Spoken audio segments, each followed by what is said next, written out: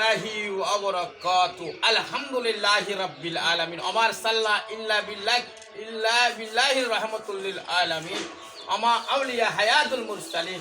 এখন আমরা যার দরবারে এসেছি উনি হচ্ছে উত্তর হরিণগের হযরত উলামিয়া শাহ দরবার। ওনাকে দেখলে আমার দিলটা নরম হয়, মনটা নরম হয়, আল্লাহ রসুলের স্মরণে চলে আসে। এমন একজন আল্লাহর অলির দরবারে এসলাম, হযরত উলামিয়া শাহ দরবারে। হুজুর যখন জিন্দা ছিল আমার আম্মার থেকে অসুস্থ হয়েছিল, অনেক ডাক্তার দেখিয়েছিল, অনেক ডাক্তারে আমার আম্মার চিকিৎসা করতে পারে নাই। হযরত উলামিয়া শাহ আমার আম্মা জানকে একটু মাটি ভরা দিয়েছিল, আমার আম্মার আঙ্গুলটা এত বড় হয়ে গেছে, এখনো আমার আম্মা জীবিত আছে। যদি প্রমাণ দেখতে চান তাহলে আমাদের ঘরে চলে যেতে পারেন, আমার আম্মার জবানবন্দি নিতে পারেন। হুজুর যখন মাটি ভরা দিয়েছিল হযরত উলামিয়া শাহ, তখন আমার আম্মার আঙ্গুলটা ভালো হয়ে গেছে। এই হরিণখানে অনেক মানুষে জানে হযরত উলামিয়া শাহ একজন আল্লাহর ওলি ছিল।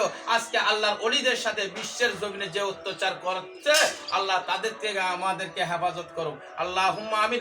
এখানে এসেছি সূরা ফাতিহা করব, সূরা ইখলাস করব, সূরা ইউনূস করব, সূরা জিকির আজগার করব, আল্লাহর কাছে হাত তুলে দেব। আলহামদুলিল্লাহি রাব্বিল আলামিন। আল্লাহ ইহদিনাস সিরাতাল মুস্তাকিমের পথে যারা চলেছে, হযরত উলামিয়া শাহ, হযরত শাহ মুসা কিস্তাউলিয়া শাহ, যত আল্লাহর ওলিগল আছে হকখানি, আল্লাহ তাদের হাত আর জবানের সাথে আল্লাহ তুমি আমাদের গুনাহগারের পাপীদের আল্লাহ তুমি কবুল আর মঞ্জুর করে নাও। আল্লাহর ওলিদের কথা তো পবিত্র কোরআনে বলা হয়েছে, আমা আউলিয়া হায়াতুল মুরসালিন। এগুলো নিয়ে আপনারা গবেষণা করুন, কারণ অন্তরের ভিতরে হিংসার বীজ গেঁথে দেওয়া যাবে না। সকলে আল্লাহর রসুলের প্রতি দরুদ শরীফ করুন, আল্লাহর রসুলের জিকির করুন, সোজা সরল পথে চলুন।